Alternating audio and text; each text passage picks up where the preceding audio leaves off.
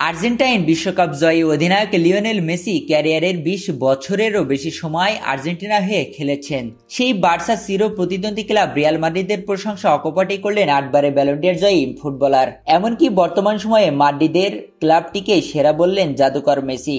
গত সপ্তাহে ওয়েম্বলিতে বরুসিয়া ডর্টমুন্ডকে হারিয়ে চ্যাম্পিয়ন্স লিগের শিরোপা ঘরে তুলে রিয়াল মাদ্রিদ। এ নিয়ে রেকর্ড ১৫তম বারের মতো শিরোপা জিতেছে কার্লো আনচেলত্তির শিষ্যরা। ইউরোপীয় প্রতিযোগিতায় তাদের আশেপাশে কেউ নেই। শুধু চ্যাম্পিয়ন্স লিগে নয়, লা লিগা শিরোপা এবার জিতেছে রিয়াল মাদ্রিদ। এছাড়া স্প্যানিশ সুপার কাপও ঘরে তুলেছে লস ব্ল্যাঙ্কোসরা। সম্প্রতি আর্জেন্টাইন সাংবাদিক পৌলো আলভারেজকে দেওয়া সাক্ষাৎকারে বর্তমানে বিশ্বের সেরা ক্লাব প্রসঙ্গ নিয়ে কথা বলেন মেসি।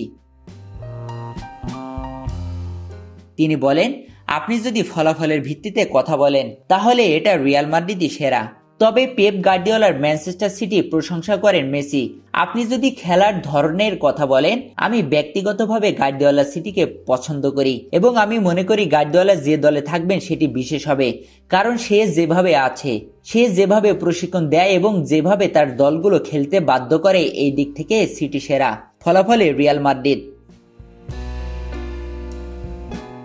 ইউরোপের পাট চুকিয়ে গত বছরই ইন্টার মায়ামিতে যোগ দিয়েছেন মেসি। বর্তমানে আর্জেন্টিনা দলও আছে শহরটিতে।